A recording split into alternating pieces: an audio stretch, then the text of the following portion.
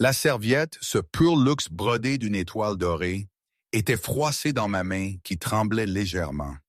J'entendais encore l'écho de cette voix, celle de Sophie, perçante et arrogante. C'est fini, ma chérie.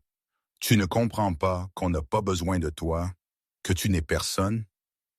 Le silence de l'écrin, ce restaurant huppé au cœur de Paris, était devenu assourdissant, lourd. Toutes les têtes s'étaient tournées vers nous. J'étais là, assise, pâle, face à Julien, mon mari, et à sa magnifique et cruelle compagne. Lui, il se contentait de siroter son vin, comme si j'étais transparente. Mon corps était comme pétrifié, mais dans mon esprit, quelque chose s'était réveillé. Personne. Ce mot résonnait, vibrait, me transperçait. J'étais engoncé dans une simple robe de lin bleu marine, une robe qui avait au moins 10 ans. C'était la robe que j'avais portée pour notre premier vrai rendez-vous, il y a 15 ans de cela, quand Julien n'était qu'un jeune associé ambitieux, débordant de charme mais sans un sou. Et moi, une humble analyste financière qui adorait son rire. Ce soir-là, cette robe me semblait fine, presque dérisoire. Sa simplicité contrastait cruellement avec les diamants scintillants sur les femmes assises aux tables voisines. C'était l'anniversaire de nos 15 ans de mariage, figurez-vous. 15 ans. L'idée même me semblait lointaine, presque étrangère. Julien m'avait envoyé un message cet après-midi-là. « Restaurant, 20 heures. Ne sois pas en retard. » C'était la première fois en 3 ans qu'il daignait mentionner notre anniversaire. Mon cœur, un petit oiseau plein d'espoir, s'était permis de s'envoler. Peut-être, pensais-je, c'était le moment. Peut-être que la froideur, les nuits passées au bureau, ce parfum inconnu et cher sur ses costumes, peut-être n'était-ce qu'une mauvaise passe. Peut-être avait-il enfin réalisé la valeur de notre histoire partagée, de ce foyer silencieux et stable que j'avais bâti pour lui, pierre après pierre. Je m'étais consacré à devenir le pilier inébranlable de sa vie.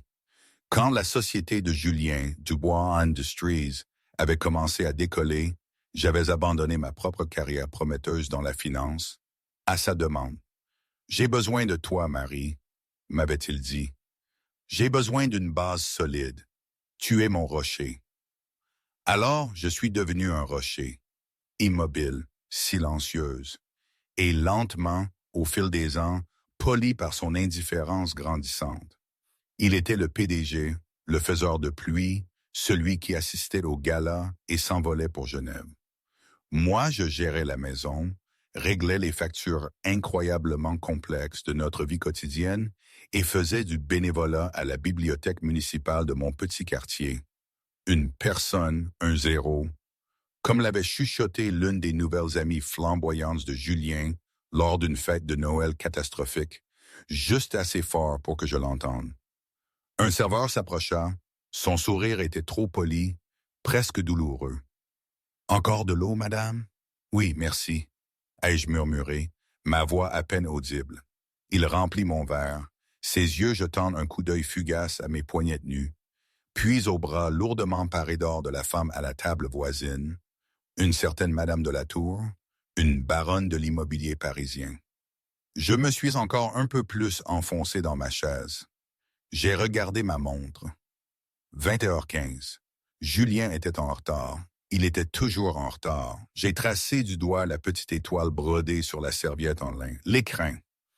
J'avais toujours trouvé le nom un peu prétentieux, mais je savais, d'après les rapports financiers détaillés que j'étudiais chaque trimestre, que cet établissement particulier était l'un des plus rentables du groupe hôtelier Eteria. C'était un détail que je gardais pour moi, comme tant d'autres choses. Mon téléphone a vibré. C'était Julien. En retard, vient d'arriver. Un petit sourire, sincère cette fois, a effleuré mes lèvres. Il était là. J'ai lissé ma robe, ignorant le regard condescendant de Madame de la Tour. Je ne laisserai personne gâcher cette soirée. C'était notre soirée. Les grandes portes en chêne du restaurant se sont ouvertes. Julien Dubois est entré, son costume impeccable, son beau visage figé dans ce masque confiant et indifférent qu'il affichait au monde. Mais il n'était pas seul. À son bras, accroché à lui avec une familiarité qui me glaça, se tenait d'une femme.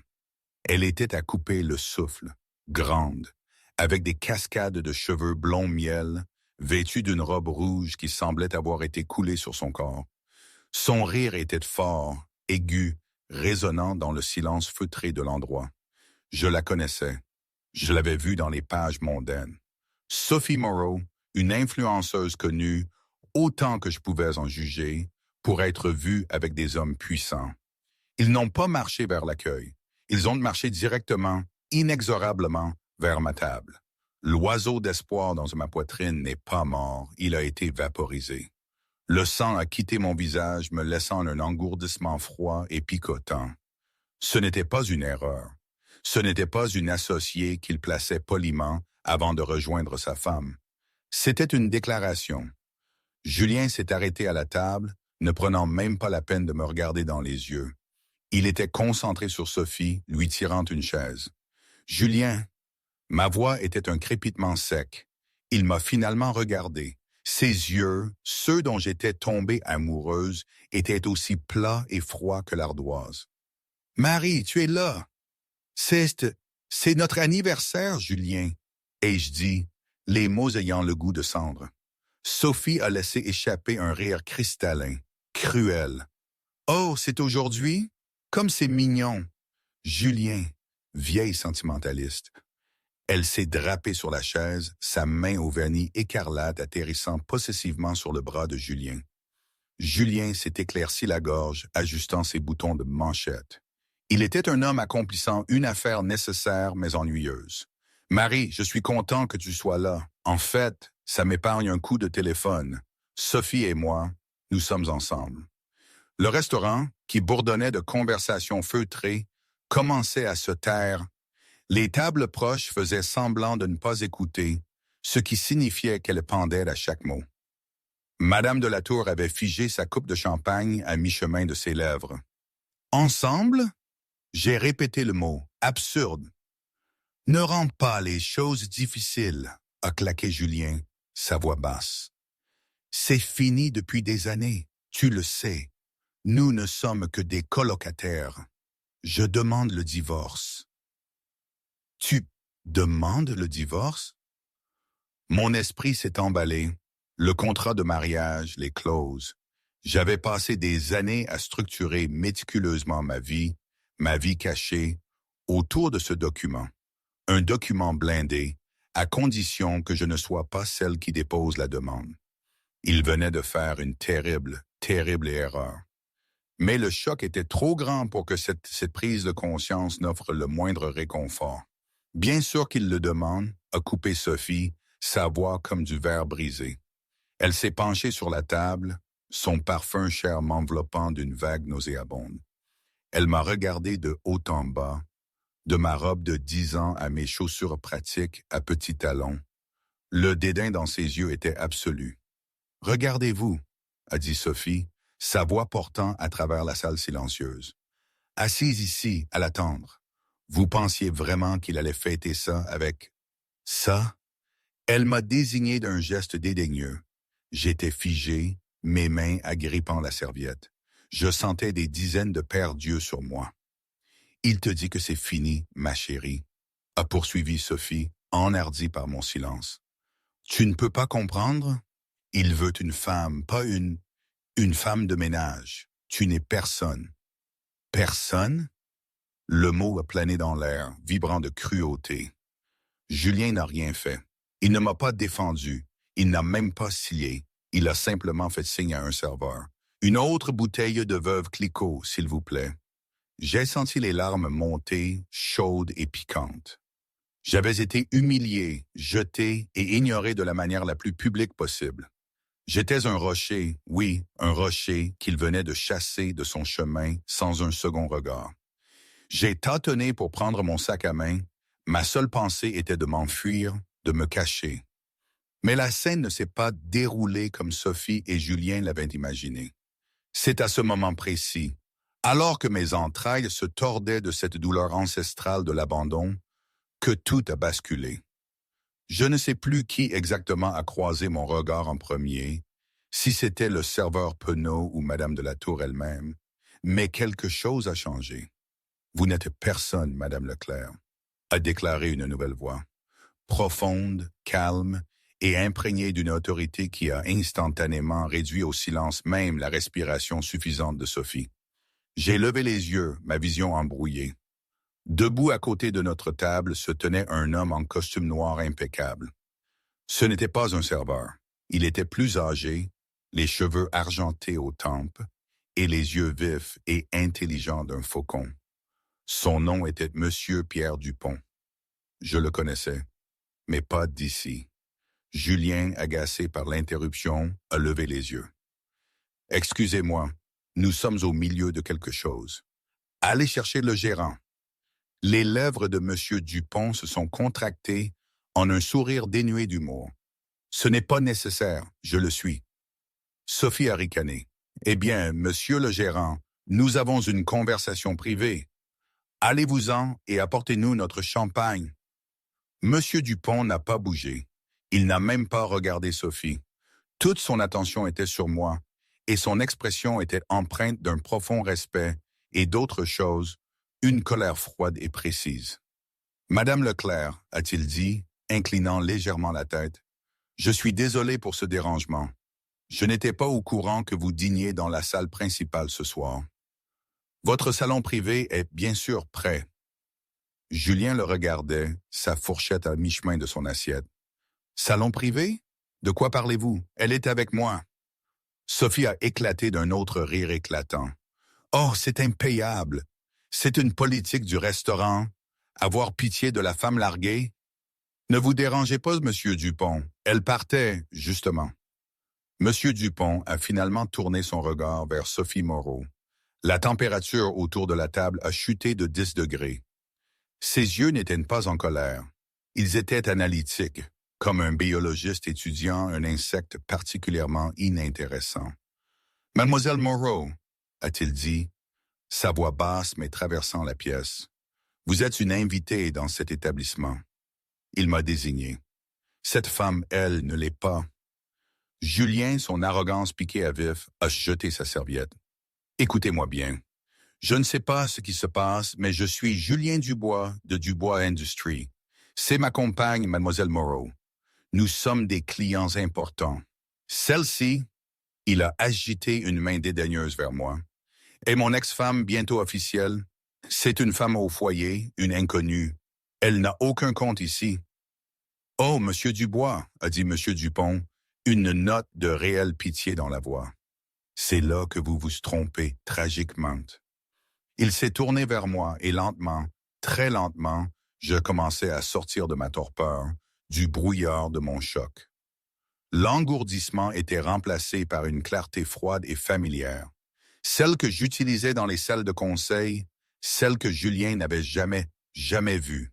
« Madame, » a dit Monsieur Dupont, sa voix redevenant d'une pure déférence professionnelle, « vous payez pour le champagne de cet homme.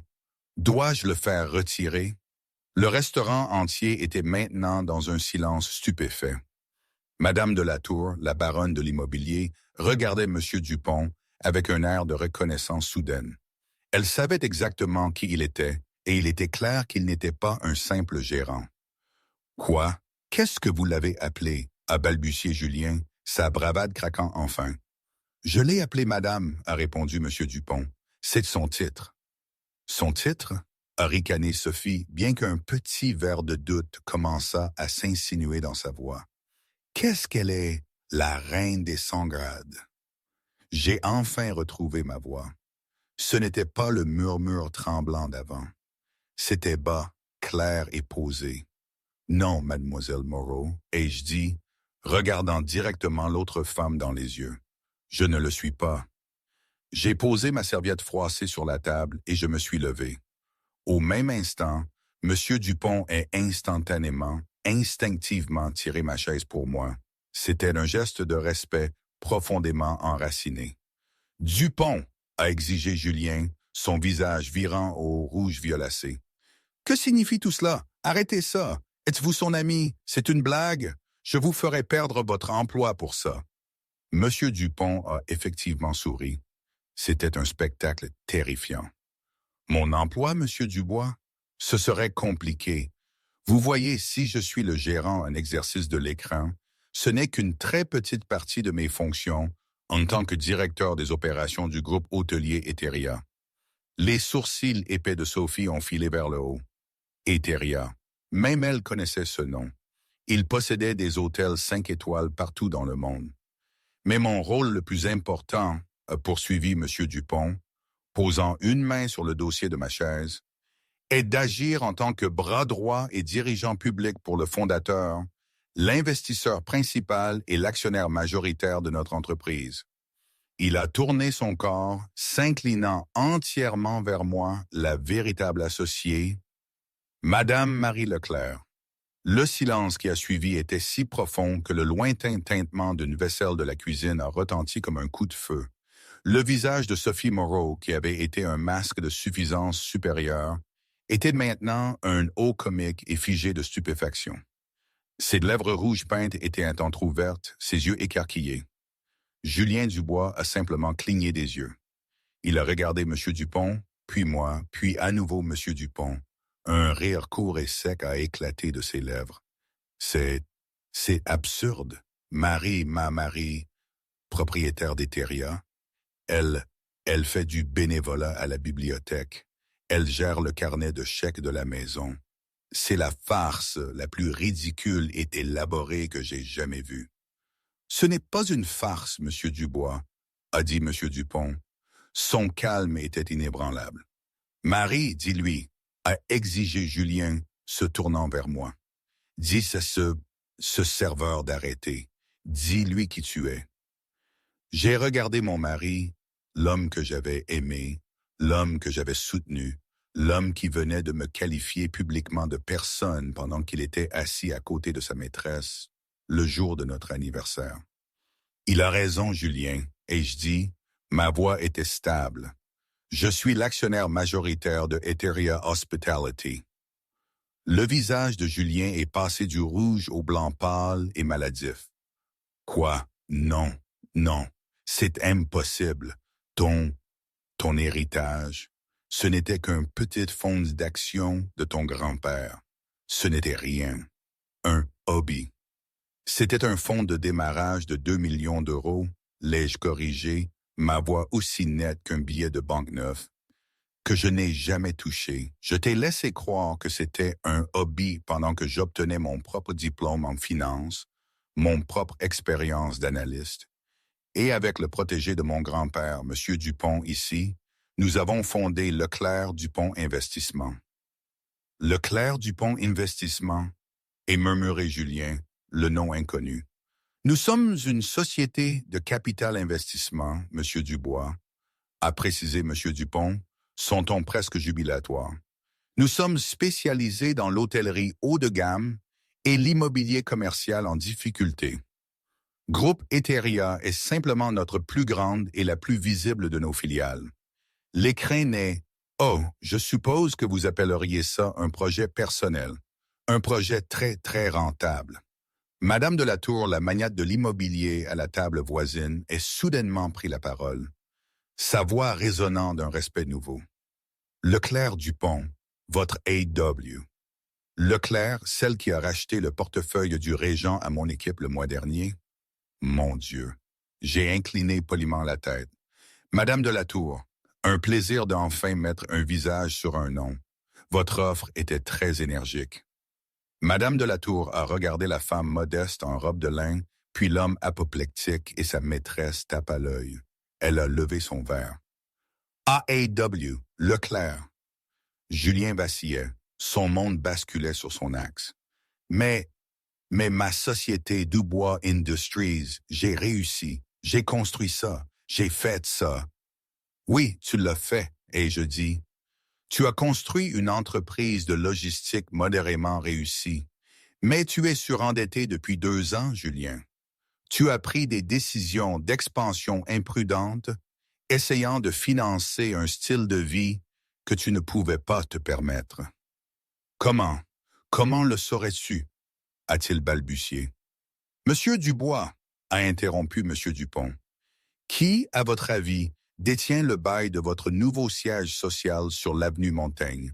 Celui que vous avez signé l'année dernière pour projeter le succès. Le sang de Julien s'est glacé. Et la principale ligne de crédit de ta société, ai-je poursuivi, ma voix dénuée de toute émotion. Celle qui te maintient liquide, celle qui couvre ta masse salariale chaque mois. Quelle banque détient ce papier, Julien? Banque métropolitaine commerciale, a-t-il murmuré. Une petite banque de niche, a dit M. Dupont, acquise par Leclerc Dupont Investissement il y a 18 mois. Nous avons été, M. Dubois, littéralement la seule chose qui a empêché votre entreprise d'imploser au cours de la dernière année et demie. Ma partenaire, il a acquiescé vers moi, est une femme très patiente. Le visage de Sophie était passé de l'incrédulité à des calculs. Elle me regardait avec une nouvelle lumière, avide. Elle a retiré sa main du bras de Julien. Alors, ai-je dit, m'éloignant de la table, pendant que tu étais occupé avec Mademoiselle Moreau, j'étais occupé à diriger un empire dans lequel tu vis, un empire dans lequel tu travailles, et un empire qui, jusqu'à ce soir, subventionnait toute ta vie. La révélation a plané dans l'air, dense et lourde. Julien Dubois n'était pas seulement un mari infidèle. C'était un idiot, un homme entretenu qui ne savait même pas qui l'entretenait. Mais pourquoi? La voix de Julien était à peine un croassement. Pourquoi tout ça, cette tromperie? Pendant des années, la bibliothèque, la vieille voiture. Tu conduis une berline de 12 ans. C'est une berline très fiable, ai-je dit froidement. Et elle n'attire pas l'attention, c'est le but. J'ai balayé la pièce du regard, puis je me suis posé sur lui. Je ne l'ai pas faite pour te tromper, Julien. Je l'ai faite pour me protéger, et pendant très longtemps, pour te protéger. Me protéger? Il a ricané, une étincelle de son ancienne arrogance revenant. Oui, quand tu as lancé Dubois Industries, tu étais brillant. Tu avais faim. Mais quand la première vague de succès est arrivée, tu as changé. Tu es devenu ça. J'ai désigné la scène. Cet homme qui a besoin de la voiture tape à l'œil, de la femme tape à l'œil, de la vie de trophée. Tu es devenu arrogant. Et les hommes arrogants font des erreurs. A-t-il bégayé. Moment, ici je dois faire une petite parenthèse. C'était vraiment, toute cette situation, c'était d'une absurdité incroyable. Je veux dire, j'avais passé toutes ces années à me fondre dans le décor, à devenir l'ombre parfaite, la petite épouse modèle qui ne fait pas de vagues. Et Julien, lui, il était tellement pris par son propre spectacle, son propre ego, qu'il n'avait rien vu. Comment quelqu'un pouvait-il être aussi aveugle, aussi sûr de son propre statut, pour ne pas remarquer la puissance tranquille qui le soutenait?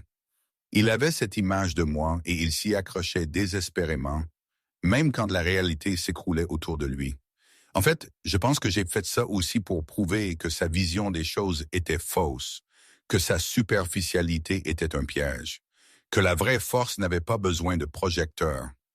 C'était un peu sadique, je l'avoue, mais nécessaire. Et puis, je me demandais, est-ce que les gens comme lui se remettent un jour en question?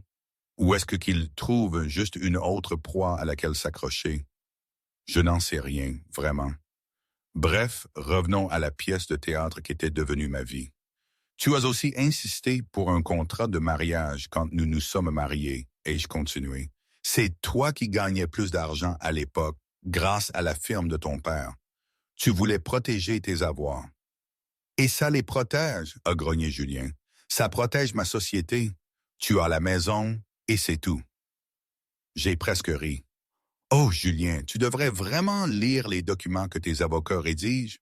Le contrat de mariage est très précis. Il contient une clause d'infidélité, une clause solide. S'il est prouvé que tu as été infidèle, tu perdrais tout droit sur mes biens. Mais si je demandais le divorce pour toute autre raison, mes biens, ou ce que tu percevais comme mes biens, seraient partagés 50-50. Les pièces du puzzle ont commencé à s'assembler dans l'esprit horrifié de Julien. Tu savais, a-t-il murmuré. Tu savais depuis combien de temps? Pour mademoiselle Moreau, 6 mois, ai-je répondu. Pour la femme d'avant, à Genève, 1 an. J'ai des photographies, des virements bancaires, des reçus d'hôtel. J'ai une équipe juridique très minutieuse, Julien. Je n'étais pas une femme au foyer personne. J'étais une PDG collectant des données pendant 2 ans. Monsieur Dupont a ajouté. Ma partenaire a attendu. Elle voulait te donner une chance de te confesser, d'être l'homme qu'elle a épousé.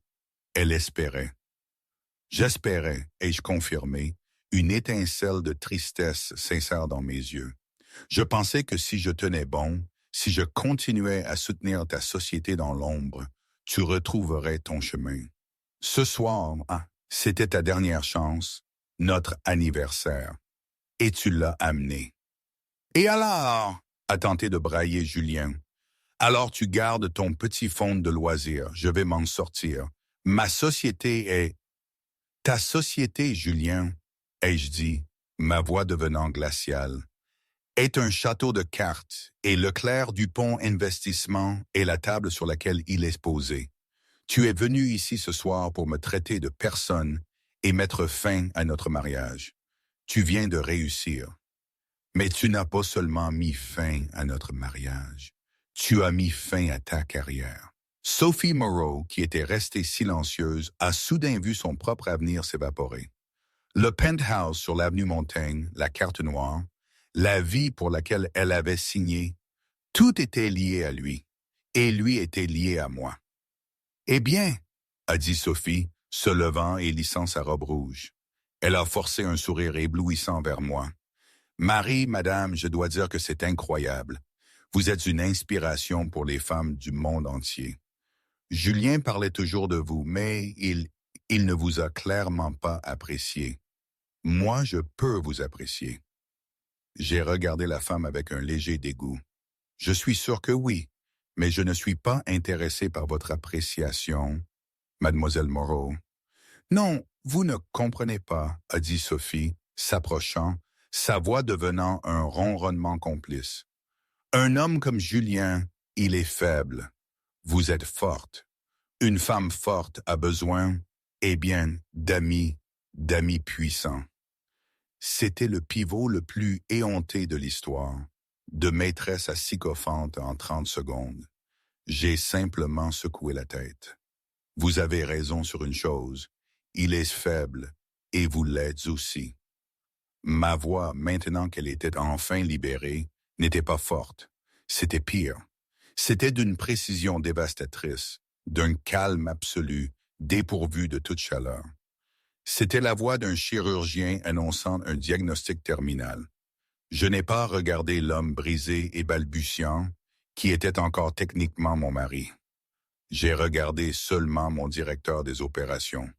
Monsieur Dupont, ai-je dit, ma voix coupant le silence assommé de l'écrin. Oui, madame, a-t-il répondu, sa propre voix, un parfait miroir de professionnalisme calme. Veuillez contacter notre équipe juridique, les associés principaux. Je veux qu'ils soient réveillés si nécessaire. Informez-les que la clause d'infidélité de mon contrat de mariage doit être invoquée immédiatement. La tête de Julien s'est relevée brusquement. Infidélité? Tu ne peux pas prouver. Je peux, ai-je dit, le coupant sans un regard. Et je le ferai. La demande doit être sur le bureau d'un juge avant 9 heures du matin demain. Je le veux hors de la maison avant midi. Hors de la maison? A balbutié Julien. Ma maison. Marie, c'est ma maison. C'est une maison détenue dans un trust, a précisé M. Dupont, ses yeux balayant Julien d'un bref regard froid. Un trust dont Mme Leclerc est la seule fiduciaire. Vous êtes et avez toujours été un invité, Monsieur Dubois. Le sang a quitté le visage de Julien, mais je n'avais pas terminé. De plus, ai-je poursuivi, instruisez le conseil de la Banque métropolitaine commerciale. Je veux un vote à distance d'urgence dans l'heure. Ils doivent réclamer l'intégralité de la ligne de crédit de Dubois Industries, avec effet immédiat. Si Julien avait été pâle, il était maintenant de la couleur du ciment mouillé. Ce n'était pas une blessure superficielle. C'était un coup fatal. Non, a-t-il murmuré, secouant la tête comme pour chasser un cauchemar. Non, Marie, non, tu ne peux pas. C'est le travail de ma vie, ma société. Tu fais ça et je suis ruiné. Ça fera faillite d'ici lundi. Lundi, Marie, tout. Les employés, l'héritage. S'il te plaît, tu ne peux pas faire ça. Le prétexte, madame? A demandé M. Dupont, ignorant la supplication désespérée et tremblante de Julien. Rupture de contrat, ai-je déclaré, comme si je récitais une liste de courses. Clause de moralité publique, section 11B de son accord de prêt. Je suis certaine que sa performance ici ce soir avec Mademoiselle Moreau est considérée comme une atteinte à la réputation du principal débiteur de la société. C'est une responsabilité morale et financière. La banque doit protéger son investissement, liquider ses positions pour couvrir la dette. Marie, s'il te plaît, suppliait Julien maintenant, ses mains tendues. La pièce entière assistait à la vivisection complète et totale d'un homme qui, 20 minutes auparavant, était le roi de son petit monde. J'ai finalement tourné la tête et les regardé. Mes yeux n'étaient pas tristes. Ils n'étaient pas en colère. Ils étaient ennuyés, comme s'il était un rapport trimestriel particulièrement fade. Puis, mon regard a dérivé vers Sophie, qui était figée, son esprit tourbillonnant clairement, essayant de calculer cette nouvelle réalité terrifiante. Et Monsieur Dupont, ai-je dit, ma voix prenant une nouvelle touche glaciale, presque amusée. Une dernière affaire. Mademoiselle Moreau a mentionné quelque chose sur la nature sentimentale de Julien. Moi aussi, je me sens sentimental. J'ai marqué une pause laissant les mots flotter. Je crois que je voudrais posséder l'immeuble où elle vit.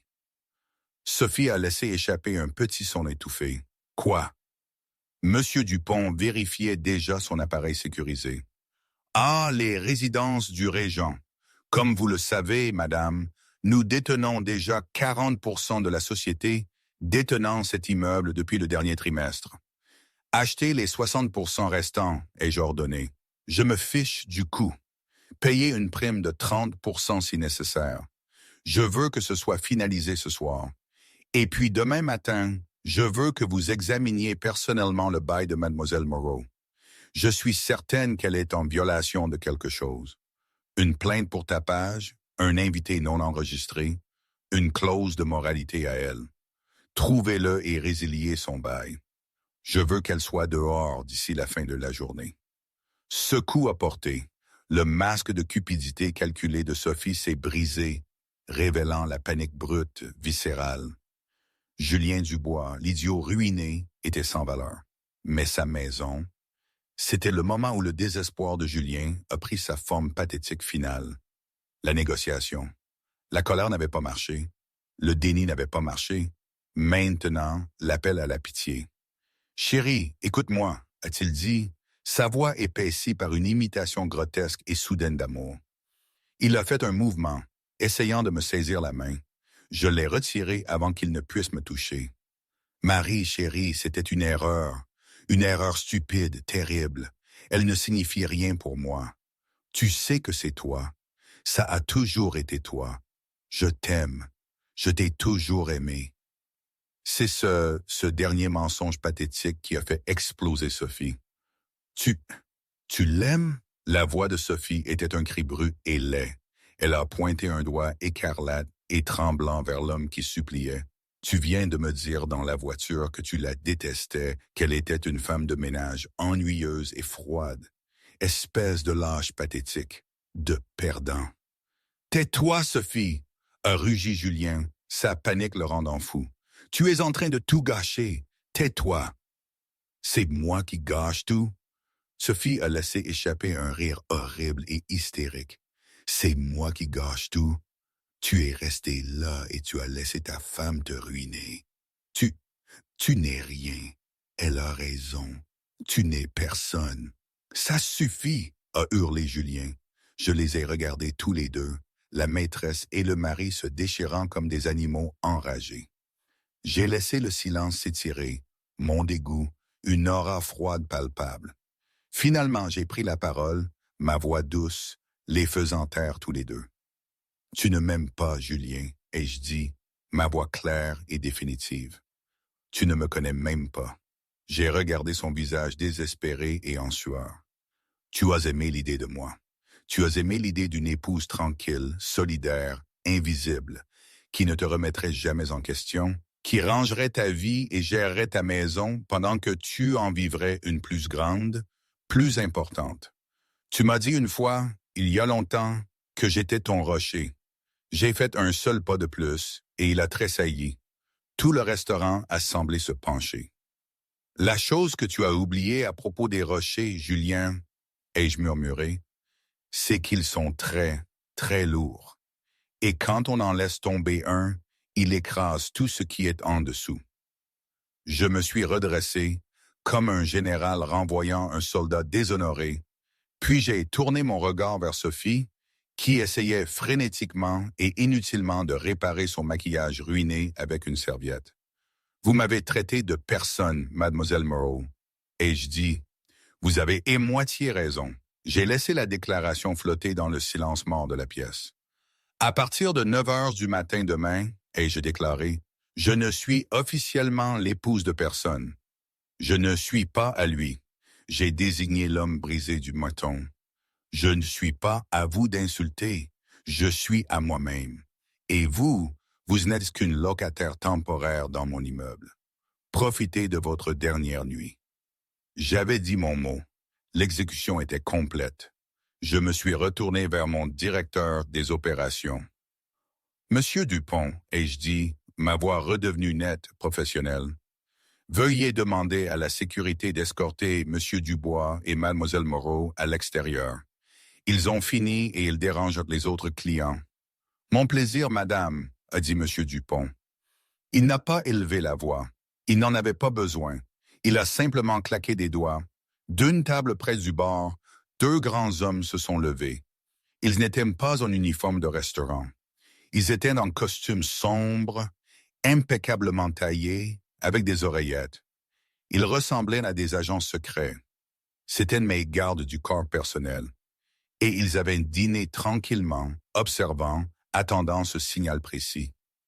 Un homme s'est dirigé vers Julien, l'autre vers Sophie. « Non, ne me touchez pas !» a hurlé Julien, sa bravade revenant pour un dernier soupir pathétique. « Tu ne peux pas, Marie, Marie, tu ne peux pas faire ça.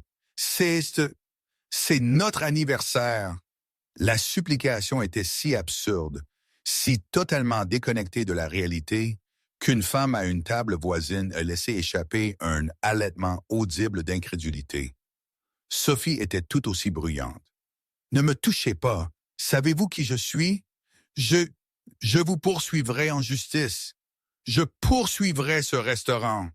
Je la poursuivrai, elle. » L'homme de la sécurité n'a pas scellé. Il l'a simplement saisie par le haut du bras, d'une poigne clairement d'acier. Elle a couiné. Ils ont été à moitié soulevés, à moitié traînés à travers le public silencieux des convives. Ils n'étaient plus un couple de pouvoir. Ils étaient un spectacle. 15 ans. Le dernier cri de Julien était désespéré, résonnant sous les hauts plafonds à caissons. « Tu jettes 15 ans. » Les grandes portes en chaîne ont été grandes ouvertes. Ils ont été physiquement poussés sur la rue froide et sombre, pavée de galets. Les portes se sont refermées avec un claquement. Le silence qui est revenu était absolu. Il était profond. Je suis resté debout, seul au centre de la pièce. Je semblais petite dans ma simple robe, mais je rayonnais d'une puissance immense, terrifiante. Puis un seul son. Clap. C'était Madame de la Tour, la baronne de l'immobilier. Elle était debout, son visage encadré de cheveux argentés sévères, ne souriait pas. C'était un masque de respect pur, inconditionnel.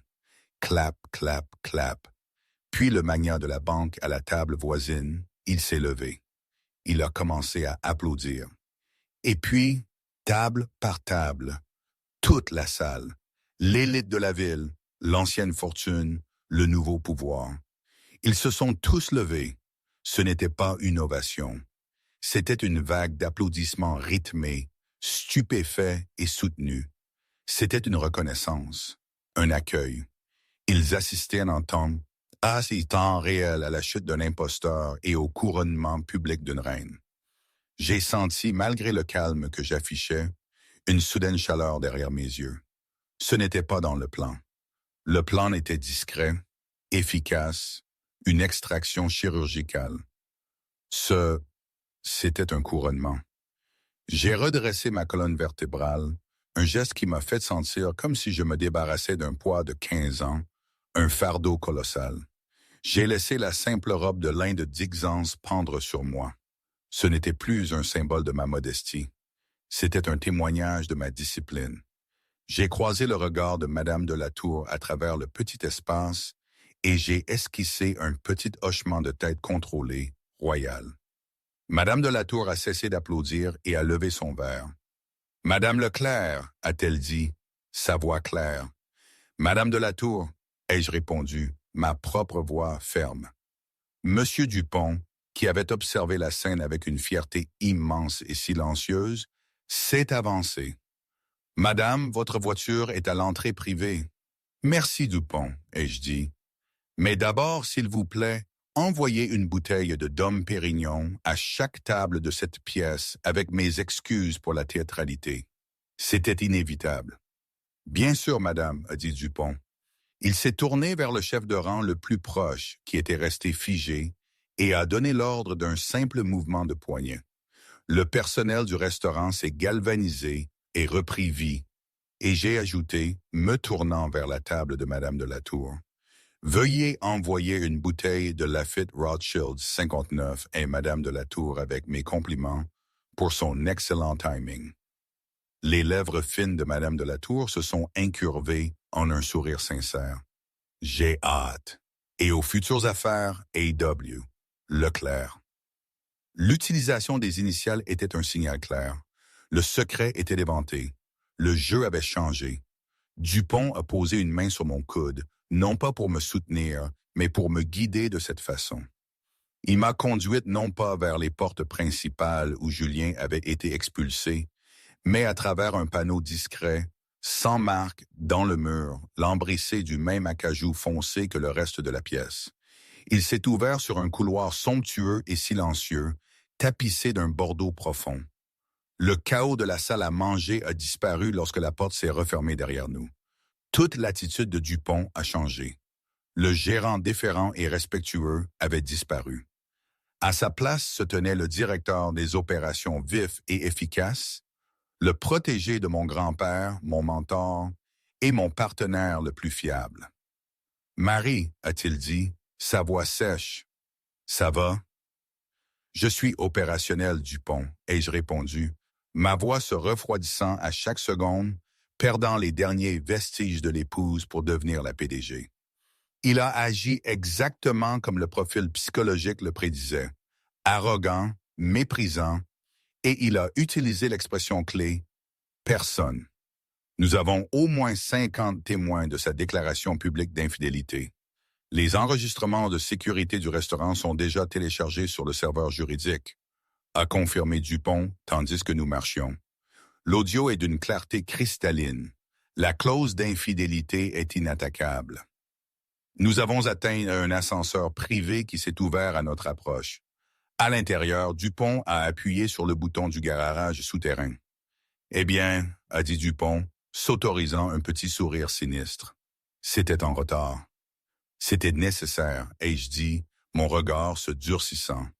Il fallait que ce soit lui qui allume la mèche. Le contrat de mariage était précis. Si je déposais, c'était un partage 50-50 des actifs perçus. S'il déposait ou s'il était prouvé en rupture de contrat, je conservais 100% des actifs Leclerc-Dupont et lui, il perdait tout.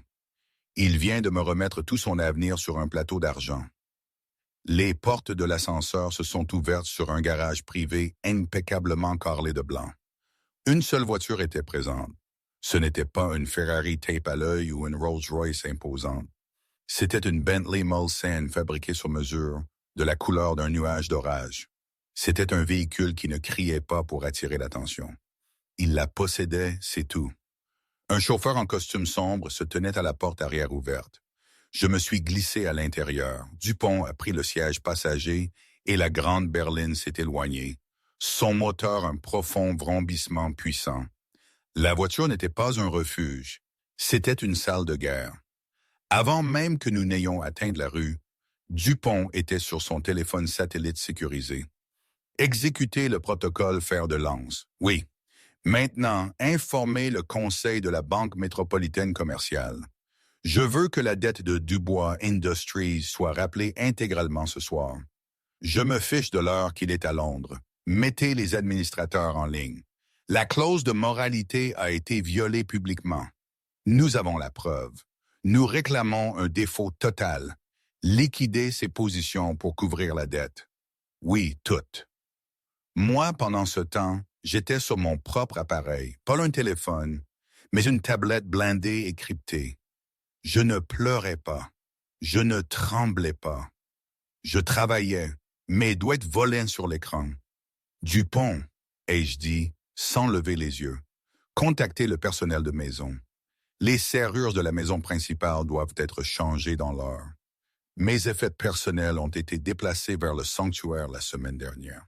Les siens sont déjà pris en charge, a dit Dupont, couvrant l'embout de son téléphone. Notre équipe est sur place maintenant. Il lui sera refusé l'accès. Bien, ai-je dit, autorisez-les à lui accorder une heure supervisée demain pour récupérer ses effets personnels. Après cela, tout ce qui reste sera donné. Je veux qu'il soit effacé de cette maison avant midi. Compris. Dupont est retourné à son appel. Équipe juridique, déposez les procédures de divorce. Horodatez-les à 9h01. Je veux l'injonction de geler tous les actifs conjoints et tous les actifs de Dubois Industries sur le bureau d'un juge avant 9h05. Il ne doit pas déplacer un seul euro. J'ai fermé les yeux un instant, non pas de douleur, mais de calcul. Je me souvenais de Julien il y a 15 ans, tout de charme et d'ambition, me promettant le monde. Je l'avais aimé. Je l'avais vraiment aimé. Mais l'homme que j'aimais avait été dévoré vivant par l'homme qu'il était devenu. Une créature superficielle et arrogante qui avait besoin de me rabaisser pour se sentir grand. Je me suis souvenu du jour, il y a 2 ans, où Dupont avait discrètement posé un dossier sur mon bureau. Il provenait d'un détective privé. Photo, un hôtel à Genève, une femme blonde, pas Sophie, mais une prédécesseur. Ce fut le jour où le mariage avait vraiment pris fin. Ce fut le jour où Marie Leclerc, femme au foyer, est devenue un personnage que je jouais, une coquille que j'habitais, tandis que A.W. Leclerc, la titane invisible, commençait à construire sa forteresse. Je lui avais donné 2 ans pour retrouver son chemin. 2 ans de laisse. Ce soir, il l'avait utilisé pour se pendre. Et Dupont, ai-je dit, ma voix tombant à zéro absolu. La maîtresse, Sophie Moreau. Le sourire de Dupont était Lupin. Il était déjà en train de passer un nouvel appel. Acquisition, les résidences du Régent. Oui, toute la société de portefeuille. J'autorise une prime allant jusqu'à 25% au-dessus du marché. Je veux que ce soit finalisé ce soir. Oui, réveiller le conseil à Hong Kong, c'est une directive prioritaire A.W. Leclerc. Je veux les clés et les dossiers des locataires sur mon bureau avant 6 heures du matin. Dès que la vente est finalisée, ai-je instruit, trouvez la clause de moralité et de conduite dans le bail de Mademoiselle Moreau. Je suis sûr qu'il y en a une. Les soirées tardives, le trafic constant. Je suis sûr qu'elle est en infraction. Résiliez-le. Donnez-lui 24 heures. Faites-le escorter par une équipe de sécurité. Considérez-la relogée, a confirmé Dupont. Pendant ce temps, sur le trottoir pavé devant l'écran, la réalité s'écroulait comme un poids physique. Lourd, pathétique, faible perdant. Sophie Moreau hurlait, sa voix un hurlement brut et laid qui était bien loin de son rire cristallin. « Tu viens de la laisser faire ça. Tu viens de... Tu n'es rien. Tu m'as dit qu'elle n'était rien. »« Taise-toi, Sophie. Taise-toi, » rugit Julien, ses mains en arrachant sa cravate. Il transpirait, son costume cher semblant soudain un déguisement bon marché. Il était humilié. Le portier, un homme à qui il avait donné un billet de 100 € la semaine dernière, le regardait maintenant avec des yeux froids et morts. « Elle t'a traité de femme de ménage », a hurlé Sophie, des larmes de rage et de terreur traçant des traînées noires de mascara sur son visage. Non, pire, elle t'a traité de son employé et elle avait raison. J'ai dit « tais-toi ». Julien tâtonnait pour son téléphone, ses doigts glissants. Il devait appeler son avocat, il devait appeler sa banque, il devait arranger ça. Il a tapoté l'application Uber pour les éloigner des visages qui les regardaient. Son paiement Amex de haut niveau a été refusé. Il a fixé l'écran, son sang se transformant en glace. Refusé. C'était impossible. Il avait une ligne de crédit illimitée. Il a essayé sa carte Platinum personnelle. Paiement refusé. Julien, qu'est-ce qui ne va pas? Prends une voiture, a exigé Sophie, sa voix stridente de panique. Je ne peux pas. Les cartes, elles ne marchent pas. Qu'est-ce que tu veux dire, elles ne marchent pas? Avant qu'il ne puisse répondre, son téléphone a sonné. L'identification de l'appelant a clignoté. Robert Liao, DAF. Un soulagement l'a envahi. Robert, Dieu merci. Écoute, j'ai un problème énorme. Mes cartes sont bloquées. J'ai besoin que tu... Julien, qu'est-ce que tu as fait? La voix de Robert n'était pas calme. Il hurlait. Qu'est-ce que tu as foutu, Julien? De quoi tu parles? Banque métropolitaine commerciale. Ils viennent de réclamer notre ligne de crédit de 8 chiffres en entier. Tout, Julien. Ils citent une clause de moralité. Une clause de moralité? Qu'est-ce qui s'est passé dans ce restaurant? Ils saisissent nos actifs. Nous sommes bloqués. La paie de lundi, elle ne partira pas. Nous sommes finis. Julien, nous sommes en faillite. Les genoux de Julien ont flanché. Il s'est physiquement effondré contre le mur de briques du restaurant, le téléphone glissant de ses doigts sans force. Il l'a entendu claquer sur le trottoir. En faillite. Fini. Il a regardé ses mains, les mains d'un faiseur de pluie, d'un titan. Il était une personne. Sophie regardait son visage, le sien, un masque d'horreur naissante. Son avenir, le penthouse, la carte noire, tout s'évaporait. Son téléphone a vibré. Un email de Saint-Régent, nouvelle propriété LLC, objet avis de résiliation immédiate du bail. Elle a lu la première ligne. Conformément aux clauses 14B et 2A de votre contrat de location, violation des politiques de conduite et de moralité de l'immeuble, il vous est donné par la présente 24 heures pour quitter les lieux. Non, a-t-elle murmuré. Non, c'est une erreur. Elle a composé frénétiquement le numéro du gérant de l'immeuble, un homme qu'elle avait à sa botte. Mademoiselle Moreau. Sa voix était froide, professionnelle et totalement inconnue. Je suis désolé. L'immeuble a été vendu il y a environ 45 minutes. Le nouveau propriétaire est extrêmement exigeant. Votre bail a été résilié avec effet immédiat. Une équipe de sécurité sera à votre porte à 9 heures demain pour vous accompagner, vous et vos effets personnels, hors de la propriété. « Vous ne pouvez pas !»